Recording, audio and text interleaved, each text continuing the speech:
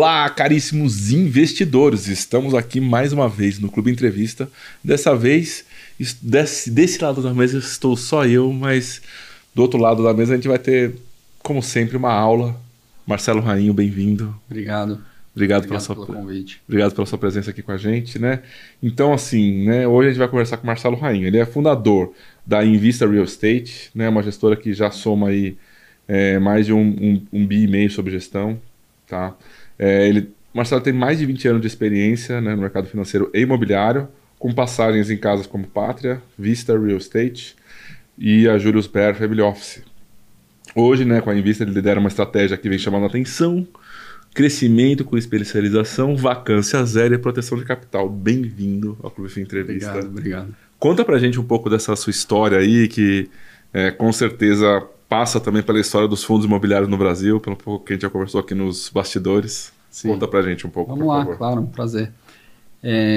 Eu formei em engenharia, fui trabalhar no mercado financeiro, como todo bom engenheiro, e mais ou menos em 2004 abriu uma vaga para trabalhar no time de fusões e aquisições da Gafisa.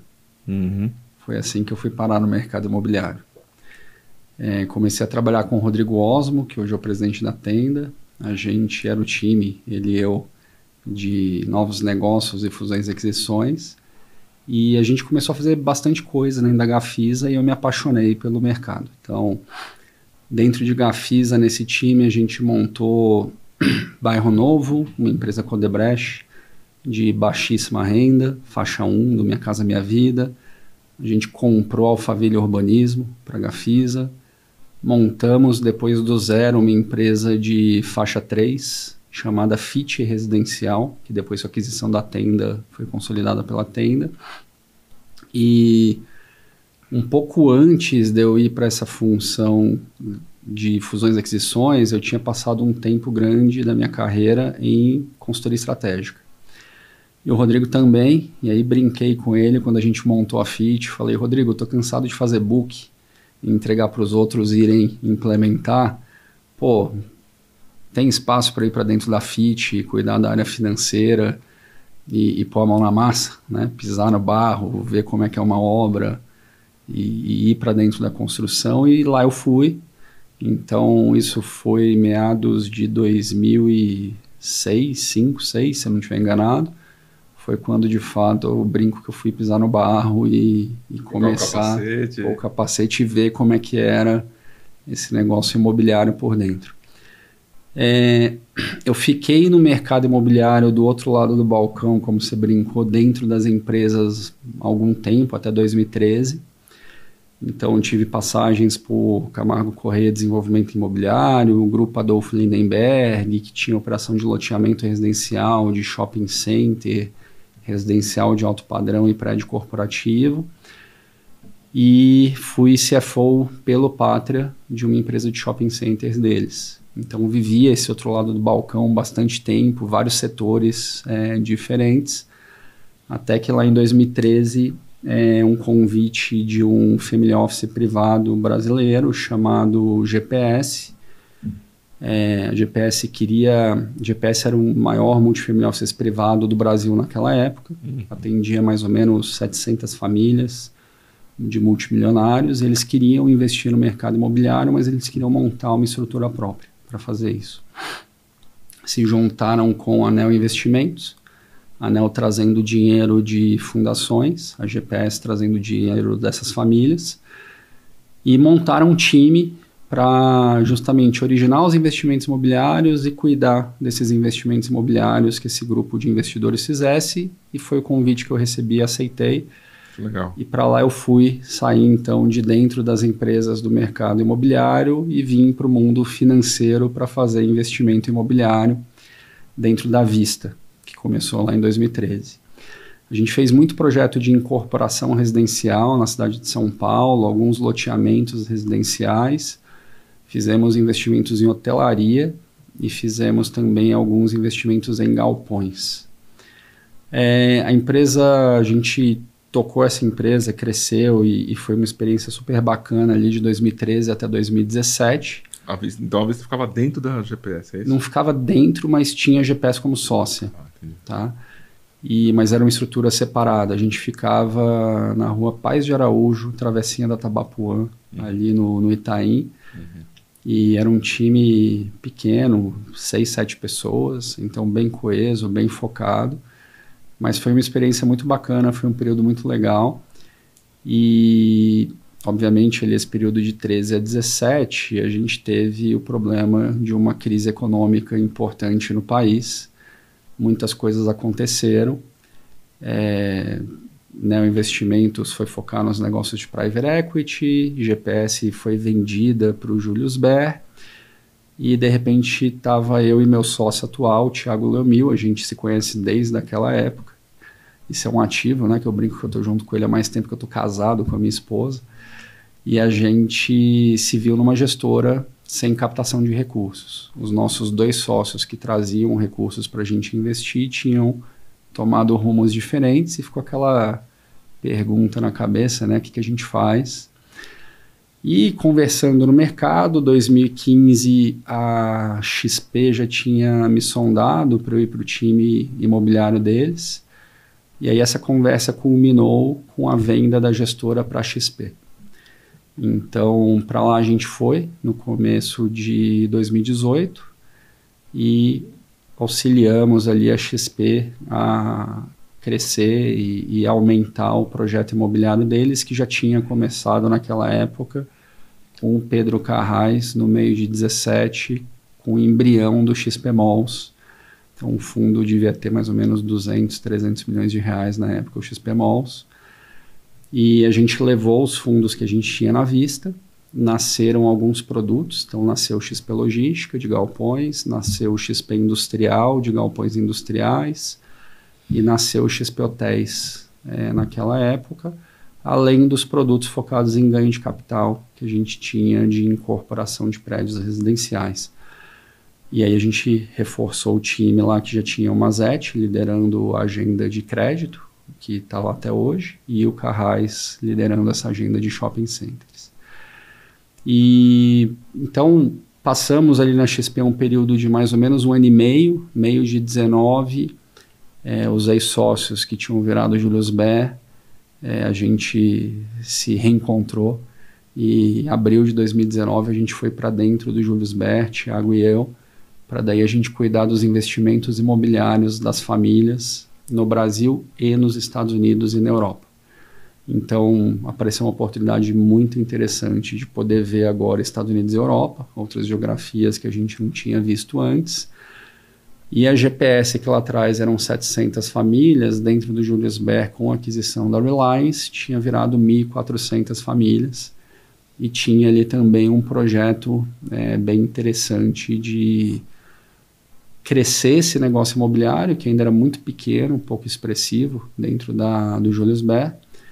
A Julius Baer naquela época devia ter 50, 55 bi de ativos das famílias sob gestão, o imobiliário representava 300 milhões de reais, muito pequeno. E lá a gente foi, então eu brinco e ficamos lá de 2019 até 2022, quando a gente decidiu sair para daí montar a Invista, o projeto atual que a gente está. Então eu brinco com o Thiago que a gente teve 3 escolas muito interessantes, né? O chão de fábrica, tá dentro das empresas do mercado, depois um ciclo de 7 anos ali como gestor, focado em clientes de altíssima renda institucionais, e depois uma passagem pela XP focada no varejo, e 5 anos de Julius Baer com o chapéu de alocador de capital, olhando para as várias assets que existem no Brasil, Estados Unidos e Europa, olhando a cozinha dessa turma toda, entendendo os projetos, as ideias, os conceitos, o que fazia sentido, e montando portfólios para as famílias. Então foram 3 escolas aí bem interessantes, bem distintas, mas que estão 200% conectada hoje com o que a gente faz aqui dentro da Invista. Muito bem. E aproveitando assim, né, então é engraçado, você foi falando das casas que você trabalhou, eu já, conheço tal pessoa que trabalhou lá, nessas coisas vão acontecendo, né? Mas essa sua experiência, né, então, de ter trabalhado em corporação, loteamento, shopping, e depois essa visão de atendimento aos investidores, né, seja fazendo gestão diretamente ou aplicando em outros fundos. Vamos aproveitar já. O que você traz assim de experiência que pode ficar de uma lição para os investidores? Que a gente está falando aqui com o público, né, do Clube FI, que são investidores originalmente só de fundos imobiliários, alguns foram para FIAGROS também, hoje também tem os FII Infra, né? Mas majoritariamente a origem são de fundos imobiliários, né? Se você tivesse assim, não sei se a palavra é bem uma dica, mas assim, algum conselho. Vamos lá. O principal conselho que eu dou para os nossos clientes e que eu acho que se aplica bastante bem aí ao teu público aqui, ao nosso público do Clube FI, é prestar muita atenção no time de gestão que está por trás dos negócios, né? Você comentou um pouquinho assim a minha carreira em paralelo com a indústria, assim. Então eu vi a indústria não ser nada, depois começar a nascer, 2000, salvo engano, e 10 virem os fundos com garantia de renda, que depois acabou a garantia de renda, despencava de valor e ninguém entendia o que estava acontecendo. Era vendido como renda fixa. Né? Era vendido como renda fixa, que foi um erro que custou, acho que para a indústria muito tempo. Né? As pessoas entenderem que não é renda fixa. Eu tinha um PDF e eu fui lá atrás. Eu lembro que esse PDF desse fundo aqui falava que era renda fixa na capa. Então. E eu fui lá resgatar e estava lá. E aí eu acho que isso tudo é um pouco consequência de uma indústria ainda jovem e que está em formação e crescimento. Né? Eu acho que esses últimos 8 anos ali, desde quando eu estava mais ou menos em XP, que foi 2018, 19, 7 anos, a gente viu essa indústria crescer bastante, inclusive em número de CPFs que estão investidos em FIIs, mas eu acho que ainda a gente está bem no comecinho, assim, principalmente quando eu olho para os Estados Unidos e a gente compara o tamanho dos mercados, é bem claro que a gente está no começo das coisas ainda, não só pelo tamanho do mercado, mas quando você olha Brasil, a gente tem 3 setores de tijolo bem desenvolvidos, né? Corporativo, galpões e shoppings, mas tem um monte de coisa que ainda vai se desenvolver. Então, acho que tem muita coisa para acontecer, além dos fundos de papéis, que eu acho que esses sim andaram muito bem nos últimos anos. Mas o conselho que eu daria, acho que um pouco é esse, assim, é olhar muito bem para quem é o time de gestão que está por trás das ideias, dos produtos, porque aquilo é o que vai fazer a diferença. Quando você pega o teu patrimônio e acredita naquela ideia e olha para aquilo para ser a sua fonte geradora de renda, acho que o mais importante do que o imóvel é você entender quem está cuidando do imóvel, porque o imóvel é um ser vivo que precisa de alguém cuidando dele ali. Se quem estiver cuidando tiver de passagem ou não tiver o conhecimento necessário para aquele imóvel ser bem cuidado, mantido e você conseguir extrair o valor daquele imóvel, eu acho que pode ter um ponto de atenção importante para a gente refletir a respeito. Esse é o conselho que eu daria. Eu só, já temos um corte aí para vocês. E você, assim, você também disse agora há pouco, né, de setores que já estão bem desenvolvidos e que tem outros setores para serem desenvolvidos. E o futuro interessa muita gente, né? Pô, qual vai ser o próximo da vez? Data center, já ouvi, antena, né? Espaço de antena, não, espaço de outdoor em cidades que permitem outdoor, né? Então, qual que é a sua visão? Como que vocês estão olhando na Invista? O que é o futuro dessa indústria de real estate? Quais são os próximos setores que vocês estão olhando que dentro do imobiliário que estão se desenvolvendo? Tá, eu tinha um chefe na consultoria que era interessante, carrego ele com muito carinho até hoje, ele brincava, falava, olha, se você quiser saber o futuro do Brasil é fácil, olha para os Estados Unidos, a gente está 10 a 20 anos atrasado. Então é tão simples quanto isso. Já tem outros setores em desenvolvimento forte no Brasil, então renda urbana, acho que é um que está caminhando forte e está crescendo. Tem vários fundos de primeira linha, então TRX F11, fundo da Rio Bravo, e acho que tem bons produtos nesse setor. A gente tem vários outros setores que tentaram, de alguma forma, engatar e ainda não conseguiram, como o multifamily no Brasil, né, o residencial para locação. E a gente tem outros setores, cemitério, outros setores bem mais específicos, que a gente também não, que a gente tem produtos de FIIs listados no Brasil, mas que ainda não tem tamanho, ou não tem popularidade, ou não tem segurança suficiente para o cliente investir. Quando você olha para fora do Brasil, o residencial é um setor que é gigantesco lá fora, e que aqui a gente ainda não conseguiu fazer acontecer. Esse é um setor que a gente está sempre olhando para ele. Os setores ligados à tecnologia, você comentou de antena de celular, lá fora é um setor gigantesco, data center é um outro setor gigantesco, então os setores ligados à tecnologia também são setores importantes. E aí o residencial, não só com viés do residencial puro, né, para locação, mas você tem vários subsetores aqui dentro, lá fora, residencial para idosos, residencial estudantil, que eu acho que são setores que no Brasil começam a tentar ganhar atração ainda, talvez muito na mão das empresas de private equity, mas que talvez em algum momento breve a gente vai ver essa turma pegando tijolo, empacotando em FIIs e ficando com a operação, como é o que a gente vê acontecer muito lá fora, né? Self-storage é um outro exemplo, que lá fora é um setor super resiliente. Esse sim, lá fora o pessoal encara como renda fixa. E aqui no Brasil também, ainda na mão de private equity e grandes investidores globais. A gente não viu ainda um produto dentro do mercado de fundos imobiliários para o varejo, digamos assim. Tem CRI, né?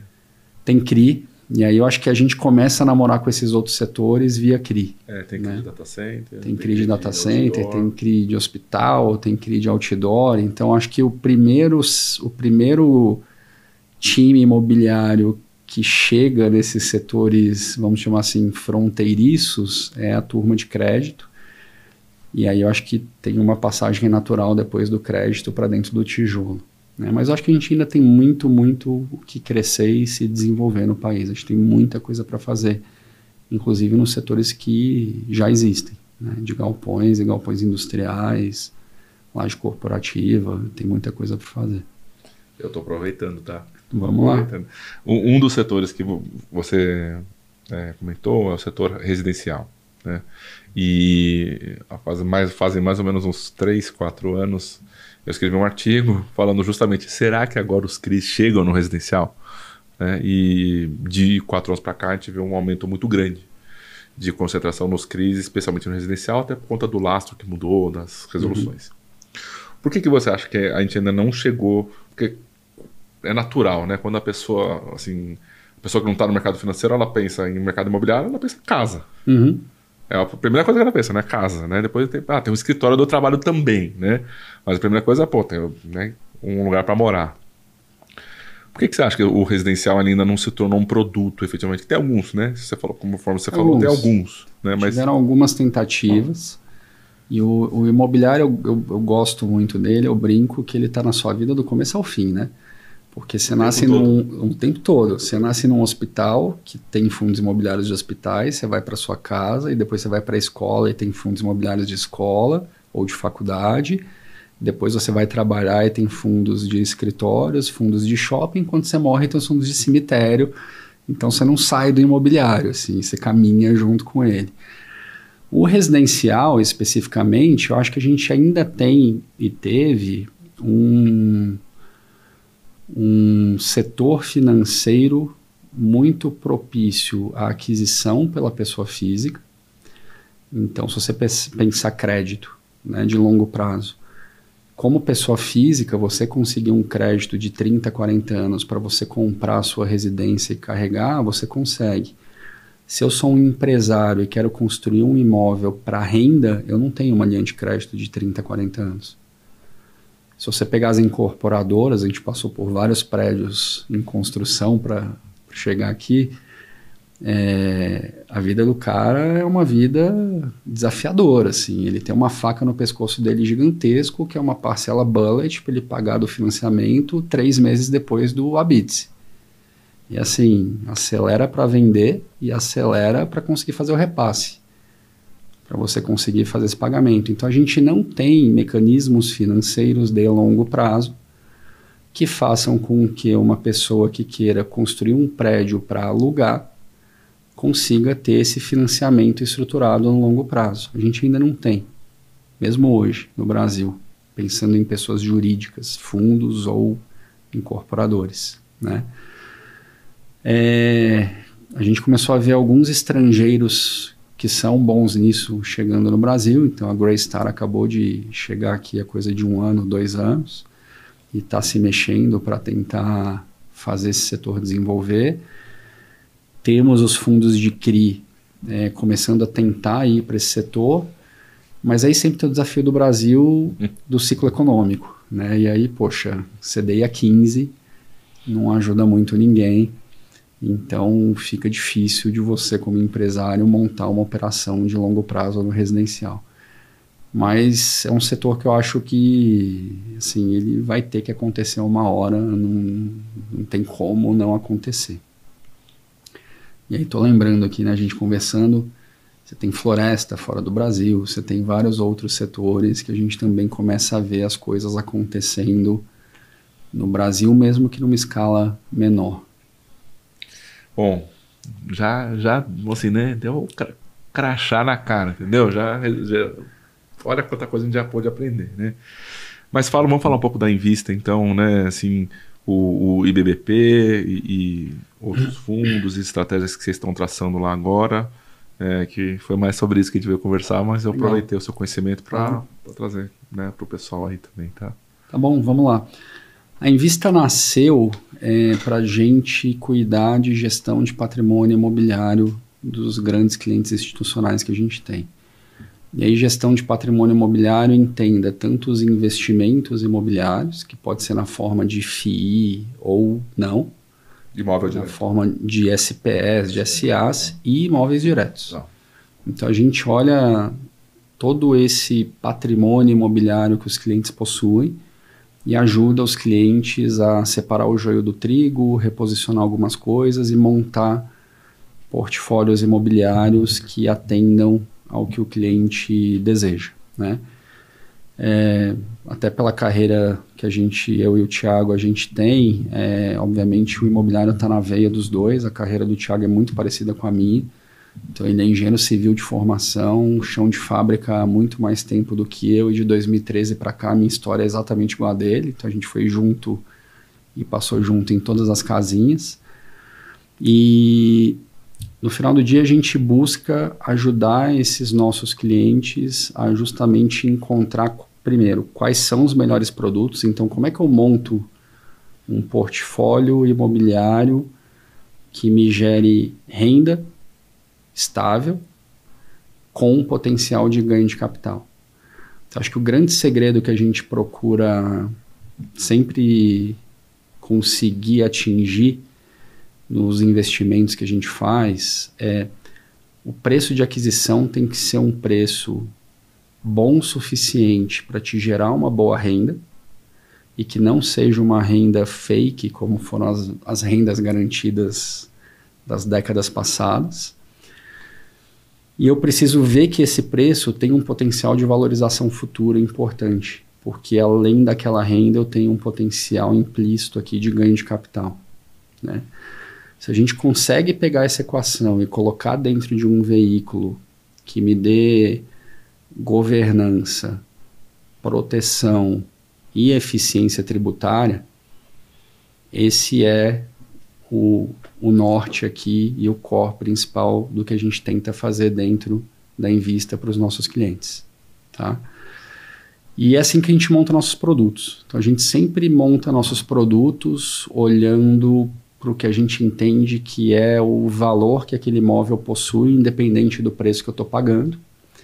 A gente sempre, obviamente, tenta pagar um preço com um desconto bem relevante ao que a gente entende que é o valor, para construir esse mecanismo de renda com potencial ganho de capital futuro. E aí a gente trouxe a bagagem que a gente construiu de investimentos não só dentro do Brasil, como também fora do Brasil, com alguns produtos que a gente tem nos Estados Unidos, principalmente. A gente tem um fundo de crédito imobiliário em dólar nos Estados Unidos e a gente tem vários ativos para renda com ganho de capital alugados para empresas de primeiríssima linha. Então, esse ano, por exemplo, a gente comprou um prédio alugado para a Amazon, um prédio alugado para a AMD, de chips de computador no Texas, e um prédio recente, está até no nosso LinkedIn lá, alugado para a Microsoft. Sempre com a preocupação de geração de renda com possível ganho de capital e valorização futura, tanto lá quanto aqui. E no Brasil, a gente também com essa metodologia aí na cabeça e tentando aplicar, a gente montou o fundo de galpões com a turma da Brazilian Business Park e a gente olha operações mais específicas de vez em quando elas se mostram interessantes e respeitando essa forma. Então, exemplo prático, o primeiro produto que a gente fez dentro da Invista, 2023, foi junto com a turma da JHSF Capital, recomprando ali um pedaço do shopping Cidade Jardim, junto com eles, que eles estavam recomprando da turma da Gazite. Então, poxa, assim, a gente entende o prédio, a gente entende o valor que aquele negócio tem, e a equação de preço fazia bastante sentido na época. Acabamos de desinvestir esse produto recente, há poucos meses atrás, um retorno bem expressivo, aí, bem acima do CDI, com isenção de imposto, que estava dentro de um FII para as famílias que investiram com a gente. Então, a gente está sempre aberto a essas oportunidades. Prédios residenciais e permutas residenciais é um outro setor que a gente atua bastante. A gente tem muita experiência nisso. Assim, acho que é um dos poucos times que não está dentro de incorporadoras que fez mais de 130 incorporações de prédio residencial nos últimos 12 anos na cidade de São Paulo. Então a gente... Focado em São Paulo. Focado em São Paulo. E acho que essa é outra dica importante, assim, para dar para a turma do Clube FII. Presta atenção aí. Que é o seguinte, olhem sempre muito bem a geografia que a gente está. Uma coisa muito importante esse imóvel no final do dia, se ele tiver vago, se aquele inquilino que está lá sair, eu preciso olhar para esse imóvel e entender que ele tem valor residual. Ou seja, tem liquidez, tem demanda e tem como eu ocupar ele com outra coisa. Por isso o foco de prédio residencial na cidade de São Paulo. Assim, não tem para que a gente ir para a segunda, para a terceira, para a quarta cidades do Brasil, que vão ser mercados muito, muito menores do que São Paulo. Algumas vezes menores do que alguns bairros de São Paulo. Então, assim, quando São Paulo está em crise, como a gente já viveu algumas no nosso ciclo, a gente está produzindo e vendendo 10, 15 mil unidades.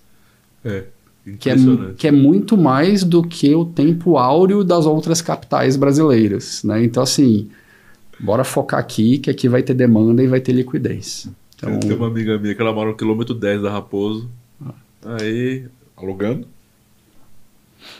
acabou o contrato dela, o proprietário basicamente dobrou o aluguel e alugou, porque ela saiu, ela não aceitou. Tem demanda. E alugou no dia seguinte. Impressionante, né?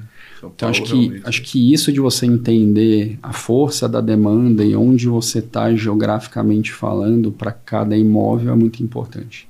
Tá? E aí, por isso, o foco de São Paulo. Então, a gente tem uma história muito grande em incorporação, co-incorporação, investimento em incorporações. Foram mais de 130 SPEs em 12 anos, quase uma por mês durante 12 anos. E, de novo, acho que é um dos poucos times que tem esse histórico fora das incorporadoras. Então, a gente olha para os bairros, olha para os endereços e consegue... São Paulo e ABC ou só São Paulo? Olha, eu diria que se a gente fez 5 prédios fora da cidade de São Paulo, do município de São Paulo, foi muito. Eu lembro de um que a gente fez em São Caetano. Eu lembro de um que a gente fez em Osasco e acabou, assim. Eu não consigo lembrar o terceiro fora do município de São Paulo. Então, São Paulo, São Paulo. Legal. São Paulo, São Paulo.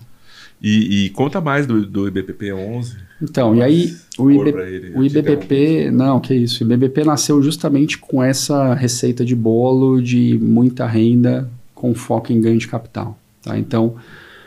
A gente trouxe os imóveis para dentro do fundo a um custo próximo a R$ 2.200 um metro quadrado. de galpões prontos já alocados, gerando uma renda próxima a 1% ao mês para os inquilinos. Isso hoje andou um pouco já. Essa cota, aliás, não tem liquidez ainda no fundo. Isso é algo que em breve a gente vai tentar endereçar, trazendo mais a turma do varejo para o fundo. Conta pra gente. Então, conto com vocês aí. Mas como a gente montou o projeto muito lastreado em investidores institucionais, é uma turma que compra e senta em cima, então nem coloca cota para vender, fica um pouco mais complicado de você conseguir ter negociação no secundário. Mas o foco ali foi já gerar uma renda bem interessante na largada, em torno de 12% ao ano, mas como a gente entrou a esse preço, que a gente entende que é um preço bem atraente e protetivo, a gente tem um potencial ganho de capital muito grande implícito dentro dos imóveis. Caso prático, a gente vendeu um dos imóveis para um inquilino do setor de farma por R$ 3.700 o metro. Então, poxa, ganhamos aqui um valor bem expressivo no imóvel. E é um setor muito que eu particularmente gosto bastante, porque o perfil do inquilino que a gente tem, que é o inquilino industrial, é um cara de cabeça de mais longo prazo, que para se mexer é uma decisão muito difícil para ele, porque ele não tem estoque, ele tem a fábrica dele ali dentro, e para ele se mexer, não é o aluguel que vai fazer ele se mexer, porque o aluguel dentro da DRE dele não faz cosquinha. É benefício, tá? É benefício. Então, esse cara é um cara que tem um produto de altíssimo valor agregado. A gente está falando de indústria de farma, cosmético, alimentação, tecnologia, esse tipo de inquilino, autopeças. Aí esse cara, quando ele olha o aluguel dentro dos custos que ele tem, o aluguel é inexpressivo. E aí eu acho que entra a principal diferenciação do Brazilian Business Park, que é o seguinte: um inquilino nosso que chega lá para implantar a indústria dele, ele precisa se preocupar com o negócio dele. Todo o resto, a gente tem gente, time para entregar plug and play para ele pronto. Então, vou dar um exemplo prático aqui. Você quer montar sua fábrica, você vai sentar com a Brazilian Business Park, time lá do Wagner, do Robson, do seu Vanderlei, e eles vão te perguntar: você precisa de energia? Que modal de energia você precisa? Elétrica, solar, gás natural ou biometano? Quanto de energia você precisa, com qual frequência, com qual estabilidade? A gente entrega pronto. Você precisa de tratamento de efluentes na sua indústria? Que tipo de efluente você vai produzir? Deixa que a gente tenha as redes próprias para tratar isso. Você precisa contratar gente, você precisa transportar os funcionários, dar alimentação. Então, tudo que está no entorno da indústria, do que esse industrial precisa, a gente entrega plug and play e o cara se preocupa com o negócio dele. Até o hotel do outro lado da Dom Pedro tem ali também. Até o hotel do outro lado da Dom Pedro tem, então você precisa trazer funcionário para fazer treinamento ou para visitar as instalações, já tem até onde ele ficar, né? E esse é um conceito extremamente forte para uma multinacional global. Então, o cara conseguir chegar, se plugar numa estrutura que vai entregar para ele todos os acessórios que ele precisa, é muito forte, porque esse cara economiza muito na estrutura dele. Eu não preciso me preocupar com o transporte, eu vou economizar gente no meu time que teria que se preocupar com isso. Eu não preciso me preocupar em como acessar a energia elétrica, ter uma subestação própria ou a me plugar numa rede, é gente que eu não preciso ter na minha operação, que eu não preciso contratar. Lugar para parar o caminhão. Lugar para parar o caminhão. Não sei se você já teve a condição de ir lá visitar e se não foi, vamos lá. Assim, os pátios de manobra que a gente tem, as áreas que a gente tem, são áreas extremamente grandes, que é, de novo, cabeça de um operador e não de um cara que está produzindo algo para vender, né? O cara que vai produzir algo para vender, ele produz o máximo de área vendável naquele espaço. O cabeça do seu Wagner foi: como que eu vou facilitar a operação do meu inquilino? Então, são pátios enormes, com lanchonete para o motorista do caminhão, lugar para o cara tomar banho, balança na hora que o cara está entrando no caminhão na portaria do condomínio, então você não precisa ter balança perto do seu galpão. Então, uma série de coisas pensadas numa escala para gerar economia e atender aquele inquilino. A gente tem uma conta bem rápida e simples que a gente faz, que é o seguinte: se você não se instalar no BBP e quiser ter a tua operação independente fora dali, provavelmente o que você vai gastar de segurança vai ser mais caro do que o custo do condomínio inteiro da BBP.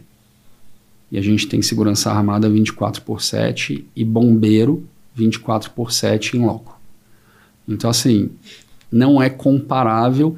E quem entende muito isso é essa multinacional global que está acostumada, fora do Brasil, a colocar o dinheiro dela na operação dela e não em várias coisas acessórias, em imóvel, etc. Então deixa plug and play. Vamos no plug and play, deixa o dinheiro do imóvel para o pessoal do fundo fazer, investir e ter a renda e o resultado deles. Eu tava fazendo comentários porque eu visitei lá, né? Então eu conheço. E lá fica Jarinu, certo? Ou já é Atibaia? A gente está na divisa de Atibaia com Jarinu. Então, os 2 condomínios mais antigos, que são o Centro Empresarial Atibaia e o Barão de Mauá, estão em Atibaia. E o complexo mais moderno, que é o Gaia, está em Jarinu. Show. Mais algum ponto do IBBP que você precisa trazer, que você quer falar, assim? A tese lá, então, é essa tese da gente estar com a produção industrial, que é esse inquilino, a nosso ver, mais resiliente, de mais longo prazo, no melhor hub de escoamento logístico do Brasil. Estamos na Dom Pedro com acesso a todas as rodovias, a 70 quilômetros de Guarulhos e Viracopos para quem exporta e a 100 a 200 quilômetros dos 2 principais portos de São Paulo de exportação também. A gente tem vários inquilinos lá que produzem aqui para exportar para a América Latina ou para outros lugares do mundo. A Magna, que acabou de entrar lá, que é uma multinacional canadense listada na Bolsa do Canadá, ela faz os jogos de faróis de BYD, Tesla, Volkswagen, umas Mercedes-Benz e uma série de empresas, produz ali e exporta para o mundo inteiro. Então o hub, do ponto de vista logístico, é um dos principais diferenciais desse projeto nosso. A gente está a mais ou menos 6 horas de distância de caminhão e de mais de 60% do PIB brasileiro. Essa é uma continha que a gente faz ali, que é super interessante para quem vem produzir no país, né? E é um setor imobiliário, na linha daquilo que a gente estava falando agora há pouco, que ainda no Brasil não se desenvolveu tanto, o de galpões industriais, né? A gente teve o FIIB, que é um dos primeiros, inclusive da indústria, né?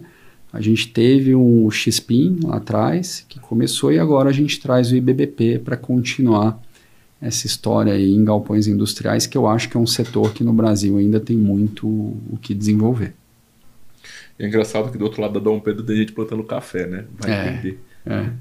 Tem. Vocês fizeram uma captação recente, é isso? A gente acabou de fechar uma captação de 80 e poucos milhões de reais, 82 milhões, salvo engano. Basicamente porque, acho que esse é outro ponto muito interessante do fundo. Além da gente ter os galpões prontos produzindo renda, a gente tem uma série de platôs para construções futuras. Então a gente sempre vai precisar fazer captação e trazer recurso para essas novas obras de inquilinos que estão batendo a porta lá e querendo montar as fábricas deles. Então, a gente acabou de pôr para dentro uma empresa de saúde animal. Ela faz areia para gatos e exporta dali de Atibaia, Jarinu para a China, inclusive. E tem que ser uma areia toda especial, que não absorve contaminantes para evitar doenças, etc. Toda uma tecnologia em torno de areia para gatos. É muito bacana a fábrica deles. É brasileira? Não, essa empresa é de Singapura. A gente acabou de receber... minto, não é Singapura, essa empresa é americana, salvo engano, tem alguns private equities. A de Singapura é a empresa de equipamentos de ginástica, que chama Johnson, que está com alguns equipamentos, inclusive na Smart Fit. E a gente acabou de trazer um braço da 3M, que é um braço deles de saúde também, que chama Solvento. Então, essa turma batendo a porta e pedindo instalações, pedindo fábricas novas. Então, a gente sempre vai ter aqui novas captações para fazer essas obras. E o interessante dessas obras é que a gente consegue fazer um yield acima do que o yield que o fundo está estabilizado. Então esse é um fundo que o que a gente tenta fazer aqui é o quê? É esse dividendo por cota está sempre crescendo com essas novas construções e expansões que a gente vai estar produzindo, porque fazendo esse yield por cota subir, a gente entende que eu consigo fazer o preço dessa cota no secundário subir, e aí eu estou gerando valor de ganho de capital para o meu cliente, além da rendinha que ele vai estar recebendo. Então, aquela cabeça que eu te descrevi há pouco ali de ter a renda, mas ter o ganho de capital implícito também de alguma forma no produto aqui. E assim, eu lembro, né, de lá, e lá tem muito espaço para crescer ainda, né? Vocês têm aí possibilidade de chegar aqui a 4 bi, é isso? Acho que até mais. A gente tem 1,5 bi de potencial de ABL. E hoje a gente tem construído em torno de 500 mil metros quadrados. Então dá para triplicar o tamanho do que tem ali pronto, sendo que do que tem ali pronto, dentro do fundo, a gente tem mais ou menos 30%, 40% só. O resto ou está na mão de inquilinos, ou de family offices, ou do próprio XPIN, ou BR Partners ainda tem alguma coisa ali. BR Properties, quer dizer, ainda tem alguma coisa ali. Então, ainda tem bastante coisa na mão de terceiros que a gente vai ficar de olho sempre também. E é possível comentar um pouco de como que é essa dinâmica e concorrência interna de vocês lá com o XPIN e com outros participantes lá? Não tem concorrência interna com o XPIN, até porque nosso time, o time da XP com o Carraiz é muito próximo. A gente, inclusive, fomos colegas há pouco tempo atrás, então a gente sempre está conversando, se falando. O XPIN já está maduro, então ele já está com os galpões mais de 90% alugados, tem uma vacância pequena ali para resolver, mas já atingiu maturidade, enquanto o nosso, o que a gente tem está 100% alugado, mas a gente está focado mais na construção desses galpões novos. Ampliação que não é mandato de nenhum dos outros players que estão ali com galpões. Todo mundo que está lá está com essa cabeça de, eu comprei aquilo para ter aquilo como renda e segura aquele imóvel que eu tenho. Enquanto a gente está num projeto maior, que é o projeto de, beleza, eu tenho a renda do que já está pronto, mas eu estou olhando para esse 1 milhão de metros quadrados que eu ainda posso construir e gerar valor para esse meu cotista. Então, acho que esse vai ser talvez daqui a 5 anos, quando a gente tiver ocupado esse 1 milhão de metros quadrados que falta, aí sim a gente vai estar conversando aqui de o que é o próximo passo, né? Mas por enquanto tem muita coisa ali para fazer ainda. E pensando em reforma tributária, né? Assim, a reforma tributária vai ter impacto em alguns estados. Sim. E ali, até onde eu me lembro, não é uma área de incentivo fiscal. Não é. Então tem um impacto positivo para vocês. Tem um impacto positivo, principalmente quando você olha ali para a Extrema, né? Então, que Extrema sim tinha um incentivo grande, que agora São Paulo começa a ficar competitivo com Extrema. O que a gente tem ali de incentivo tributário é um incentivo municipal. Então, o inquilino que ocupa o nosso galpão tem isenção de IPTU por 25 anos, porque o município entendeu a conta de emprego, né? Geração de emprego e de ICMS. Então, assim, para que você vai brigar no IPTU? Você vai ganhar muito mais nessas outras coisas. A gente teve ali a grata retorno de terem bons prefeitos com cabeça empreendedora e com visão de futuro nos 2 municípios que a gente está instalados, e conseguir negociar essa isenção de IPTU para quem se instala lá. E a isenção de IPTU é para o ocupante, não é para o imóvel. Então, se você vai lá e ocupa agora e amanhã você sai e entra um novo cara, começa a contar para esse novo cara do zero, os 25 anos dele. Isso é bem interessante. E essa mudança que vai ter vai acabar favorecendo a gente, porque hoje muitas empresas não estão em São Paulo num hub logístico melhor por conta de equação fiscal, né? E acho que isso vai ajudar bastante a gente aí nos próximos anos. E vocês pensam em fazer alguma estratégia de alavancar o fundo, fazer algum CRI, alguma coisa? Então, o fundo ele já nasceu alavancado, então acho que isso é outra coisa interessante da nossa cabeça, assim. A gente acertei a pergunta. Então. Acertou e me lembrou um ponto importante aqui. A gente sempre preza por total transparência com os nossos investidores. Tá? Então, como é que a gente montou o fundo? A gente hoje tem um fundo que tem 2 classes de cota. Esse fundo tem uma cota sênior, que é a alavancagem dele. E ele tem a cota ordinária, que a gente chama, que é o IBBP 11, que é a cota que é dona do tijolo. Tá? Por que a gente gosta desse mecanismo?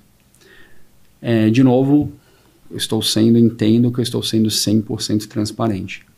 O fundo imobiliário ele pode se alavancar de forma indireta nos imóveis. Né? Então, eu posso fazer uma aquisição de um imóvel que tem um CRI, e aí eu dificulto muito a vida do meu cotista, porque o meu cotista precisa lembrar disso. Ele precisa olhar para cada imóvel e ver se cada imóvel está alavancado ou não, entender qual CRI que foi emitido e buscar informação de cada CRI existente, e depois somar aquele negócio todo para entender quanto que aquele fundo está alavancado ou não está. Na hora que eu trago essa informação para dentro de uma cota que está estampada no regulamento do fundo, eu estou dando 100% de transparência da regra da alavancagem, que é uma regra só, da quantidade de alavancagem que eu tenho, porque eu tenho uma limitação no fundo, para o tanto que eu posso ter de cota sênior, então a gente tem uma trava no fundo que eu não posso ter mais do que 1/3 de cota sênior do PL total do fundo. E as regras estão todas ali. É só você ler o regulamento que você vai saber qual que é a taxa, qual que é o prazo, o que está acontecendo com aquela alavancagem, além do LTV, do montante de alavancagem que a gente está carregando. Então a gente montou o fundo já dessa forma, e lendo o regulamento você vê que está explícito que a gente não pode fazer nenhuma alavancagem usando os imóveis, a não ser via cota sênior. Então, na hora que o nosso cliente bate o olho no regulamento e lê, ele sabe exatamente quanto tem de alavancagem, quais condições existem de alavancagem e como que a gente está fazendo a gestão desse fundo.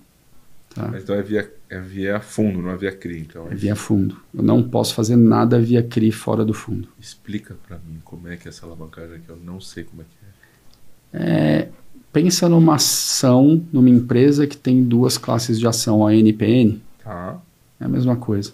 Tá. Só que uma das classes, ela tem prazo determinado, ela tem volume e ela tem uma remuneração que ela paga recorrentemente todo mês, onde eu estou pagando principal, juros e amortização, correção monetária, juros e amortização de principal. Então, você olha para o regulamento do fundo e você já sabe quanto tem de alavancagem, por quanto tempo, o que está sendo pago mês a mês. No nosso relatório, a gente mostra quanto que foi pago para a cota sênior, quanto que está sendo pago para a cota ordinária.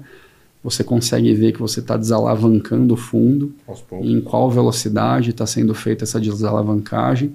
Então, de novo, na nossa cabeça, é a forma mais transparente possível do meu investidor entender o que ele está comprando. Né? E esse outro fundo, ele também não é negociado em bolsa, provavelmente? É uma outra cota dentro do mesmo fundo. Então, são duas o mesmo fundo tem o IBBP 11, que hoje tem mais ou menos 280, 270 milhões de patrimônio, e a gente tem o IBBP, salvo engano, 13 ou 12, preciso checar, que é uma cota que inclusive não é listada em bolsa.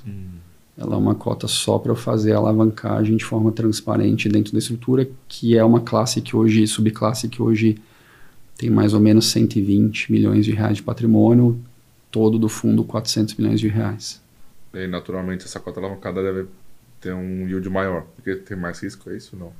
Não, mas ela acaba que ela tem um montante maior sim, porque eu também já tenho o principal embutido ali. Né? Então, essa cota hoje roda em torno de juros 9,5% ao ano, além de correção monetária, etc. Enquanto a cota do dono do tijolo está rendendo em torno de 10,5% a 12% ao ano, dependendo do mês. Está bem parecido. Tá vendo, gente? A gente vai falando aqui, o tempo vai passando, a gente, né? Mas isso não é novo, tá? E a gente tem um pouco essa mania, né? Em vista de ficar criando e inventando coisas. Então, o primeiro fundo com mais de classe de cota, a gente montou, acho que em 2015, se não me engano, que foi o VRE Hotéis. Tinha 3 classes de cota. Eu lembro. O primeiro fundo que não era FII, que virou FII, era um FIP que foi transformado em FII. O primeiro e o terceiro foram fundos da Vista. Lá em 2014, 15, a Dilma quis tributar dividendos em FIPs. A gente fazia vários investimentos via FIP e transformou os fundos para FIIs. E acho que não só sempre criando coisas novas e ajudando o mercado a desenvolver, mas, de novo, acho que a preocupação principal é da transparência. Assim. Na hora que no regulamento você consegue entender 100% da alavancagem do produto, acho que é a melhor forma de proteger o investidor minoritário, um público em geral, do que ele está fazendo, do que ele está comprando. Não vai ter nada escondido no nosso fundo, está tudo escrito no regulamento ali. Muito bem, eu estou aqui assim, impactado pela toda essa informação. Muito bom. Quero aproveitar também para falar do Clube FII, né? A gente tem as nossas assinaturas, tem o Research, que o Danilo Barbosa comanda, e tem ali, né, os estudos que são feitos dos fundos, estudos setoriais. A gente fez recente um sobre ETFs, antes tinha feito um sobre fundos infra, e antes um sobre FIIs como um todo. Então, chega lá nas nossas informações, né? O Clube FII já tem uma série de informações gratuitas, mas tem as informações com mais profundidade, além do research, para você poder montar sua própria carteira. Então, chega por lá que você será bem-vindo, certo? Um pouco ainda desse impacto tributário que quase houve, né? Que foi a MP 1303, e que a gente sabe que o próprio ministro está fazendo, já falou que vai buscar alguma coisa, né, para fazer mais, especialmente para CRI, para CRA e para LC e LCA. Qual que é a visão de vocês um pouco de futuro para esse mercado de fundo imobiliário? Assim, né? A gente conversou um pouco sobre setores dentro do mercado imobiliário, e você é uma pessoa uma das pessoas que ajudou a construir a indústria. Qual que é a sua visão de futuro para esse produto? Eu espero que o governo não faça isso, né? E é um fantasma antigo que ronda a gente. Eu lembro de 2015, acho que foi 2015 ou 2017, no apagar das luzes do ano, dezembro, todo mundo se reunindo ali nos bastidores, falando um com o outro, como que a gente vai mobilizar a Ambima para ir lá não deixar isso acontecer, e agora recente de novo. Foram 7 vezes desde 2015. Foram, exato. Então, é um fantasma que sempre está rodeando a gente, né? Sempre está vindo. Mas, assim, a indústria de FIIs está se tornando a nova poupança do brasileiro. Assim, não faz o menor sentido. Se você olhar o número de CPFs que tem e o ticket médio investido, a gente está falando de 20, 30 mil reais por CPF. Então a gente está substituindo a poupança. Por que a gente está substituindo a poupança? Primeiro, porque rende mais. Segundo, porque você tem o lastro imobiliário garantindo que você está pondo o seu dinheiro. E aí acho que tem vários exemplos recentes aí de bancos enrolados com FGC e outras coisas, que quando você tem um tijolo por trás do teu dinheiro, você tá ali com o brasileiro gosta, né, do tijolo, e a gente tem essa cultura de ibero-americana ali de gostar da propriedade. Então, assim, e eu acho que a isenção tributária é um fator muito importante para isso acontecer também. Então, assim, o produto hoje é alternativa à poupança para milhares de brasileiros. Milhões já, né? Milhões de brasileiros, exato. E assim, o que você vai conseguir arrecadar adicionalmente com qualquer tipo de tributação para esse público, principalmente, para esse público que está colocando 20, 30 mil reais a reserva da vida dele, tendo renda que pinga todo mês. Então, assim, o mercado, eu entendo que o produto de FIIs, ele foi criado de uma forma e ele hoje está se maturando de uma forma que encaixa muito bem no que o brasileiro precisa, né? Que é a renda recorrente, então todo mês pinga no bolso dele, com proteção do patrimônio dele que está investido, porque eu tenho tijolo por trás, e com essa isenção tributária, que eu lembro de várias discussões passadas, na hora que você põe na ponta do lápis o que é a arrecadação adicional que o governo vai ter com isso, não faz sentido você matar ou atacar uma indústria para ter uma arrecadação. É melhor a gente discutir como economizar e não gastar, né?